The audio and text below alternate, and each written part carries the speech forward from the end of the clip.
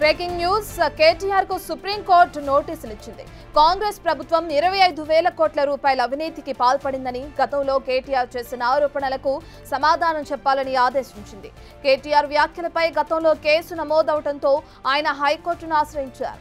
అక్కడ కేటీఆర్ కు అనుకూలంగా తీర్పు రావడంతో కాంగ్రెస్ నేతలు సుప్రీం కోర్టును ఆశ్రయించారు. విచారణ జరిపిన సుప్రీంకోర్టు ఆరోపణలపై సమాధానం చెప్పాలని కేటీఆర్ కు నోటీసులు ఇచ్చింది.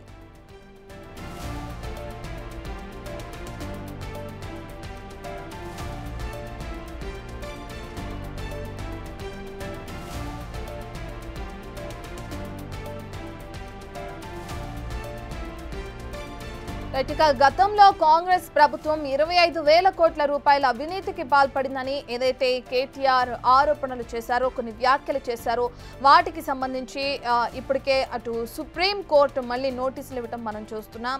అయితే కేటీఆర్ వ్యాఖ్యలపై దీనికి సంబంధించి కేసు నమోదైంది. ఆ కేసుకు సంబంధించి ఆయన హైకోర్టును ఆశ్రయించాడు. అక్కడ కేటీఆర్కు అనుకూలంగా తీర్పు వచ్చింది. ఇక ఆ తీర్పుని ఇది చేస్తూ సవాల్ చేస్తూ కూడా కాంగ్రెస్ నేతలు సుప్రీంకోర్టును ఆశ్రయించారు.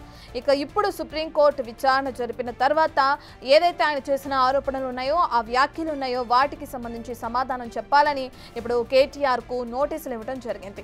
అయితే కేటీఆర్ కి నోటీసులు ఇచ్చిన క్రమంలో మరి కేటీఆర్ దీనికి సంబంధించి ఏ విధంగా స్పందిస్తారు, నోటీసుల్లో ఏం పేర్కొన్నారు, ఒకవేళ విచారణకు ఏదైతే ఆయన చేసిన ఆరోపణలకు సంబంధించి విచారణకు హాజరవుతారా, లేదంటే ఆయన చేసిన ఆరోపణలకు సంబంధించి వివరణ ఇచ్చే అవకాశం ఉందా అనేది అయితే మనకి తెలియాల్సింది.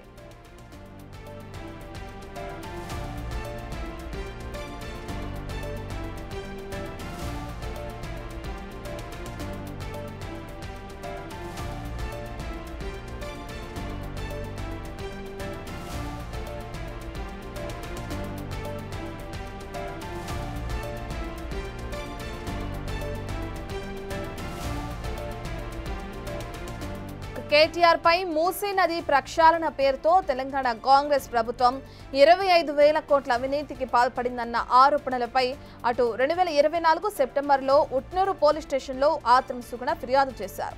ఇక ఆవిడ ఫిర్యాదు ఆధారంగా కేటీఆర్ పై అవినీతి నిరోధక చట్టం కింద ఎఫ్ఐఆర్ నమోదైంది. ఇక కేటీఆర్ ఈ ఎఫ్ఐఆర్ ను కొట్టివేయాలని హైకోర్టులో అటు క్వాష్ పిటిషన్ దాఖలు చేశారు. ఇక ఆ పిటిషన్ ఆధారంగా హైకోర్టు 2025 ఏప్రిల్ 21న ఆ ఎఫ్ఐఆర్ను కొట్టివేస్తూ అటు కేటీఆర్కు అనుకూలంగా తీర్పునిచ్చింది. అవినీతి నిరోధక చట్టం సెక్షన్ 13(1)A కేటీఆర్కు వర్తించదని, ఆధారాలు లేవని కూడా ఆ సమయంలో పేర్కొనడం జరిగింది. అయితే ఏదైతే తీర్పు ఇచ్చిందో ఆ తీర్పుని ఇది చేసుకుని ఇప్పుడు దీనిపై కాంగ్రెస్ నేతలు సుప్రీంకోర్టును ఆశ్రయించారు. ఇక సుప్రీంకోర్టుని ఆశ్రయించిన తర్వాత ఏదైతే ఇప్పుడు కేటీఆర్ చేసిన వ్యాఖ్యలు ఉన్నాయో వాటికి సంబంధించి సుప్రీంకోర్టు విచారణ జరిపింది. విచారణ జరిపి ఆ ఆరోపణలపై సమాధానం చెప్పాలని కేటీఆర్కు నోటీసులు ఇచ్చింది.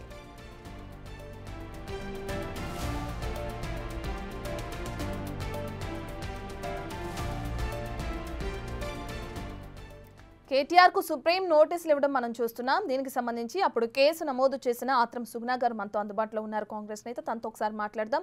సుగుణ గారు నమస్తే అండి. నమస్తే అండి. నమస్తే. ఇప్పుడు ఏదైతే మీరు ఫైల్ చేసిన కేసు ఆధారంగా ఆయన సుప్రీం కోర్టుకి మీరు వెళ్ళడం జరిగింది. ఇప్పుడు నోటీసులు ఇవ్వడం కూడా జరిగింది సుప్రీం కోర్టు కేటీఆర్ చేసిన వ్యాఖ్యలకి సమాధానం ఇవ్వాలని చెప్పి. మీరు ఎలా చూస్తారు దాన్ని? కాంగ్రెస్ ప్రభుత్వం మీద, రాహుల్ గాంధీ గారి మీద, గౌరవ మా సీఎం గారి మీద నేరపూరితమైనటువంటివి, అంటే ఒక కుట్ర నిరాధారమైనటువంటి నిర్లక్ష్యపూరితమైనటువంటి ఆరోపణలు చేసినటువంటి బారాస నేత కేటీఆర్ గారు ఒక ప్రజాపాలన, ప్రజల కోసం పనిచేస్తున్నటువంటి కాంగ్రెస్ ప్రభుత్వం పైన చేస్తున్నటువంటి పనులను చూడలేక, భరించలేక, ప్రజల మన్ననాలు పొందుతున్నటువంటి కాంగ్రెస్ ప్రభుత్వం పైన ఇష్టం వచ్చినట్టు ఆరోపణలు చేయడం అనేది చాలా చాలా బాధేసింది. ఆ రోజు మూసి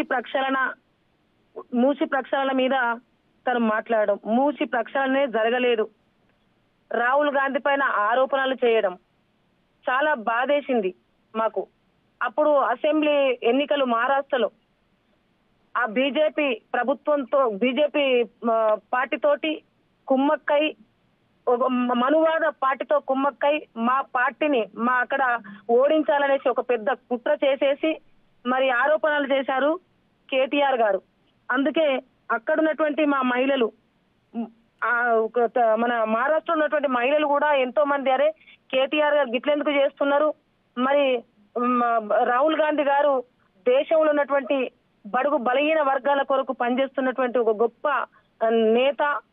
అదే విధంగా మరి తెలంగాణ రాష్ట్రంలో బీఆర్ఎస్ కి బుద్ధి చెప్పినప్పటికీ కూడా కేటీఆర్ లాంటి వాళ్ళకి ఇంకా బుద్ధి రాలేదు.